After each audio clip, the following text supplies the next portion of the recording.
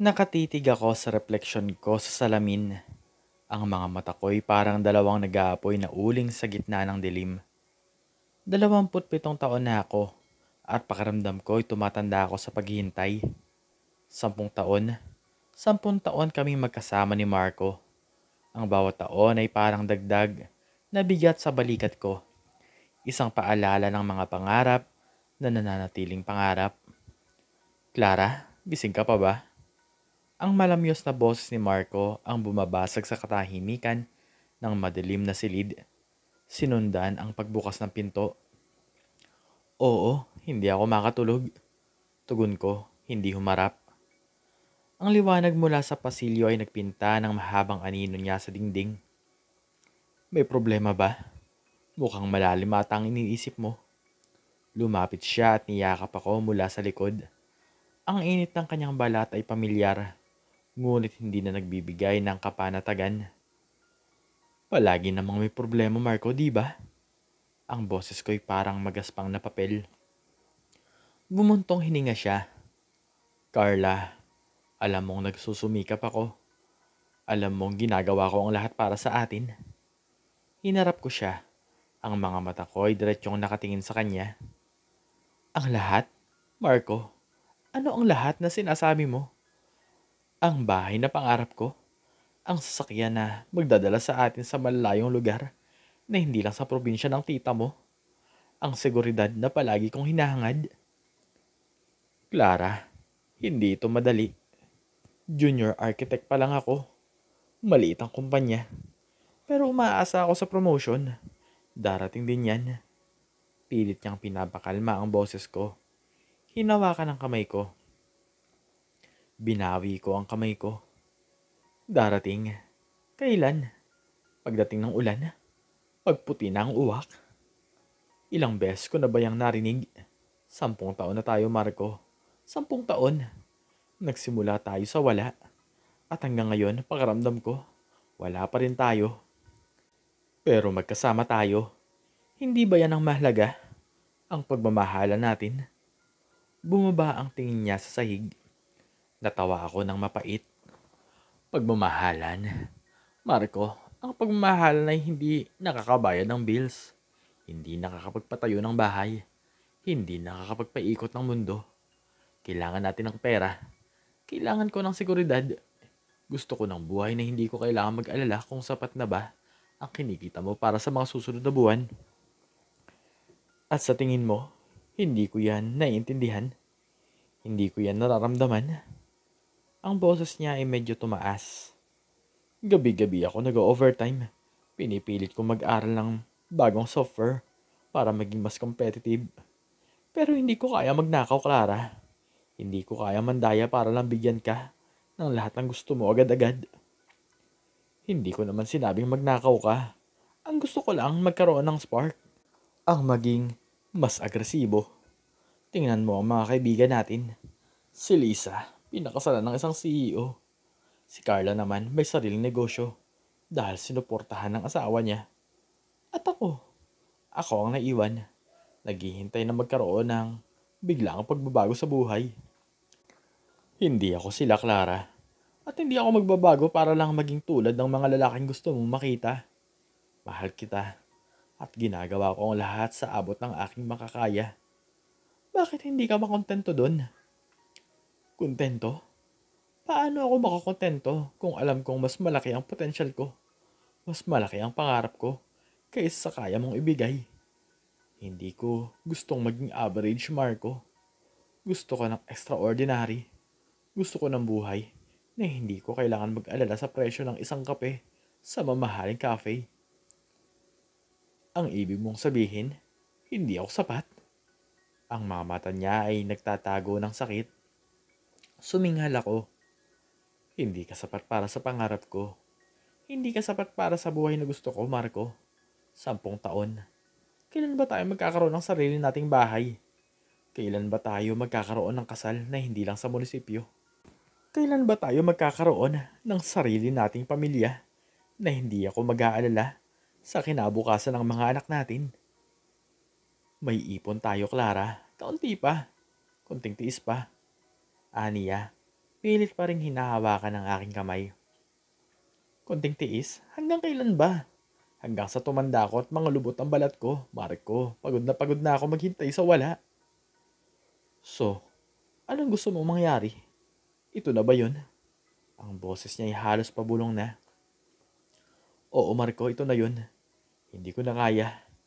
Hindi ko na kayang ipagpatuloy ang relasyong to kung hindi mo kayang ibigay ang kasiguraduhan at karangyaan na kailangan ko. Umagos ang luha sa mga mata ko, ngunit hindi ito luha ng kalungkutan, kundi luha ng pagkabigo. Clara, mahal kita. Gagawin kong lahat. Maghahanap ako ng ibang trabaho. Mag-overtime ako araw-araw. Pag-aaral ako ng mas marami. Basta wag lang ganito, wag mo akong iwan. Pakiusap niya. Lumuhod sa harapan ko. Tinitigan ko siya, ang kanyang mukha ay puno ng pagmamakaawa. Ngunit nakita ko rin ang anino ng pagkabigos sa sarili. Hindi ito sapat. Hindi na ito sapat para sa akin. Huli na Marco, pagod na ako. Hindi ko kaya maghintay pa. Kailangan ko ng kasiguraduhan ngayon. Hindi bukas. Hindi sa susunod na taon. Ngayon. Mahina akong sabi, ngunit matatag. Tumayo siya, ang kanyang mga balikat ay bumagsak. Kung yan ang desisyon mo, wala na akong magagawa. Pero Clara, sana hindi mo pagsisihan to. Sana makita mo ang hinahanap mo. Hindi ko to pagsisisihan, ito ang tama. Para sa akin, para sa kinabukasan ko. Sagot ko, pilit na pinipigilan ang huling tibok ng puso na sumuko sa kanyang pakiusap. Kinuha ko ang bag ko, ang mga damit ko na nakatupi sa isang maleta. Lumabas ako ng pinto ng hindi na lumingon. Ang bawat akbang ay isang paglaya. 6 na buwan. 6 na buwan na nang lumipas mula nang iwan ko si Marco. Ang buhay ko ay naging isang walang humpay na paghahanap. Nag-date ako ng iba't ibang lalaki. Mayayaman, matagumpay, mga lalaking kayang ibigay ang lahat ng pangarap ko. Clara, gusto mo ba ng bagong kotse? Ikaw na ang pumili. Sabi ng isang businessman habang kumakain kami sa isang 5-star restaurant. Ay nako, Clara, ang ganda ng suot mo. Bagong koleksyon ba yan? Mayroon akong kakilala sa Chanel. Gusto mong ipasyal kita doon? Tanong ng isang politiko habang hawak ang kamay ko. Nakuha kong lahat ng material na bagay na pangarap ko. Nagkaroon ako ng mga mamahaling damit, alahas at nakakakain sa mga masarap na kainan. Ngunit sa bawat yakap, sa bawat halik, sa bawat pilit ng ngiti, pakaramdam ko'y may kulang. Walang koneksyon, walang init, walang Marco. Masaya ka ba, Clara? Tanong ni Lisa, isa sa mga kaibigan ko, habang umiinom kami ng kape sa isang mamahaling cafe. Oo naman, bakit hindi? May bago akong kotse. Nakakakain sa mga magagarang lugar. At may mga lalaking nag-aagawan sa akin. Sagot ko, pilit na nagpapanggap. Pero bakit parang may kulang? Parang hindi ka buo. Tanong niya. Tinititigan ako ng malalim. Wala yan. Iniisip ko lang ang mga susunod kong adventure. Sagot ko, pilit na iniiwasan ng kanyang mga mata. Hindi ko kayang aminin kahit sa sarili ko na malungkot ako. Na miss ko na si Marco. Ang kanyang kabaitan, ang kanyang pagmamahal, ang kanyang simpleng ngiti. Isang gabi habang nagbabrowse ako sa social media, bumulaga sa akin ang isang headline. Sikat na aktres na si Bianca Del Mundo, ikinasal sa isang arkitekto. Nanlaki ang mga mata ko. Ang puso ko ay parang binagsakan ng mabigat na bato. Bianca Del Mundo, ang sikat na aktres. Dahan-dahan kong pinindot ang larawan at doon sa tabi ni Bianca ay si Marco. Nakangiti, masaya, mas matipuno. Ang ngiti niya ay hindi ko nakita sa 10 taon naming magkasama. Ang ngiti na puno ng kaligayahan. Ang larawan ay nagpapakita ng isang engrandeng kasal na saksakan ng yaman at prestihiyoso. Ang mundo ko ay parang gumuho. Ang mga kamay ko ay nanginig. Ang telepono ay muntik nang mahulog sa kamay ko. Marco, paano? Kailan? Ang bawat ngiti niya sa larawan ay parang isang patalim na tumatarak sa puso ko. Ang bawat detalyes ng engrandeng kasal ay parang paalala ng mga pangarap na itinapon ko. Hindi, hindi ito totoo. Bulong ko sa sarili ko. Pilit na pinipigilan ng pagluha. Ngunit ang mga luha ay umagos ng walang pigil. Naging stalker ako. Sinundan ko ang bawat galaw ni Marco at Bianca. Ang bawat post sa social media, ang bawat balita tungkol sa kanila. Nalaman ko na si Marco pala ang designer ng mansyon ni Bianca at doon nagsimula ang lahat. Sa loob ng 6 na buwan nagbago siya, naging matagumpay, naging mayaman, nakuha niya ang lahat ng pangarap ko, kasama ang ibang babae. Ang bawat larawan nila ay parang nagpaparamdam sa akin ng matinding selos at galit. Galit sa sarili ko, galit sa kanya, galit sa mundo. Isang gabi habang nag-iisa ako sa aking apartment, napuno ako ng matinding pagnanais na makita siya, na makausap siya, na hilingin na balikan niya ako. Hindi ko na kaya ang sakit, hindi ko na kaya ang pagsisisi. Nahanap ko ang address ng kanilang mansyon. Nagdrive ako sa gitna ng dilim. Ang isip ko ay puno ng mga alaala ng mga pangarap na nawala. Nakarating ako sa harap ng gate ng mansyon. Malaki, maganda. Ang ilaw sa loob ay nagpapahiwatig ng buhay, ng kasiyahan. Ang gate ay otomatiko. Paano ako makakapasok? Nakita ko ang isang delivery rider na papalapit. Isang ideya ang biglang pumasok sa isip ko. Mabilis akong bumaba sa kotse. Manong, pa-deliver din po ako. May iniwan po yata akong importanteng gamit sa loob. Pwede po bang sabay na lang ako? Pilit kong umiti. Ang puso ko'y kumabog ng malakas. Sige po mama, ingat po kayo. Sagot ng rider. Hindi na nagtanong pa. Pumasok ako sa loob ng gate. Ang bawat takbang ay parang naglalakad ako sa isang panaginip. Ang mansyon ay mas maganda sa personal. Ang hardin ay maayos, ang ilaw sa loob ay nagpapahiwatig ng init at ng pagmamahal. Nakita ko sila sa dining area. Masayang naghahapunan. Si Marco nakangiti habang kinakausap si Bianca. Si Bianca tumatawa ng malakas. Ang eksena ay parang isang pelikula.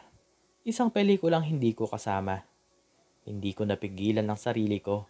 Ang galit, ang selos, ang pagsisisi ay sumabog sa loob ko. Marco! Sigaw ko. Ang boses ko ay parang basag na salamin. Nabigla sila. Napatingin si Marco.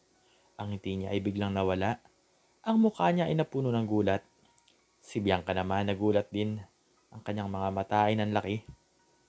Clara, anong ginagawa mo dito? Ang boses ni Marco ay halos pabulong. Anong ginagawa ko rito? Ikaw. Ikaw ang dapat kong tanungin. Anong ginagawa mo rito kasama ang babaeng yan? Bakit?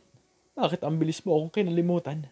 Bakit ang bilis mong nagkaroon ng lahat ng pangarap ko kasama ang iba? Sumigaw ako, ang mga luha ko ay umagos muli. Tumayo si Bianca, ang kanyang mukha ay unti-unting napuno ng galit. Sino ka? At bakit ka sumisigaw sa bahay namin? Ako? Ako ang babaeng iniwan niya. Ako ang babaeng kasama niya ng 10 taon. 10 taon. Bago ka pa dumating sa buhay niya. Ako ang nagtiis sa kanya. Ako ang naghintay sa kanya.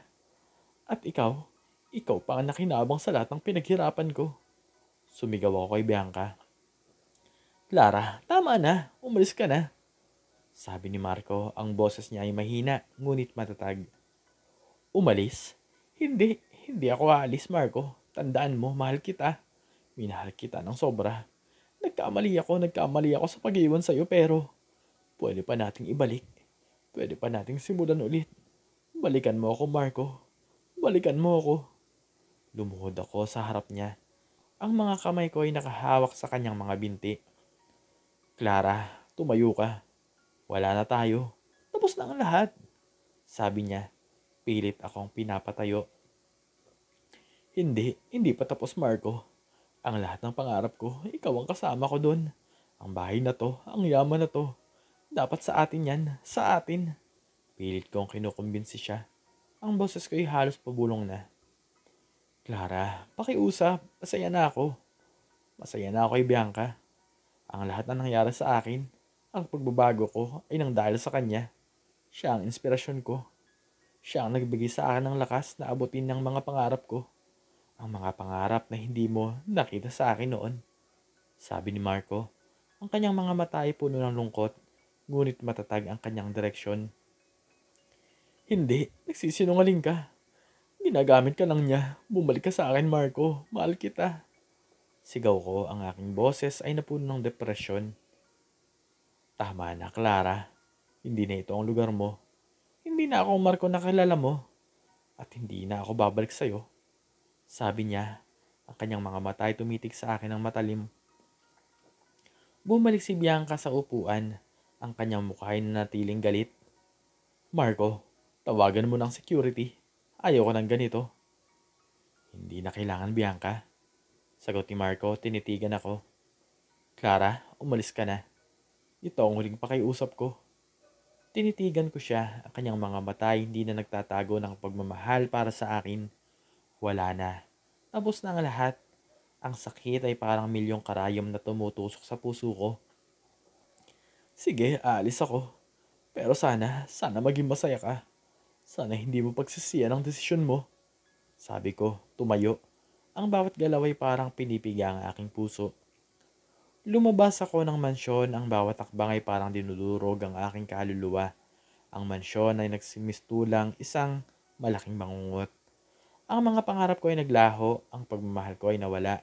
At ang lalaking minahal ko ng 10 taon ay hindi na sa akin. Ang lahat ng ito ay kasalanan ko. Lahat-lahat. Ikaw, anong natutunan mo sa istorya ng buhay ni Clara? Makikicomment naman sa baba kung ano ang iyong natutunan.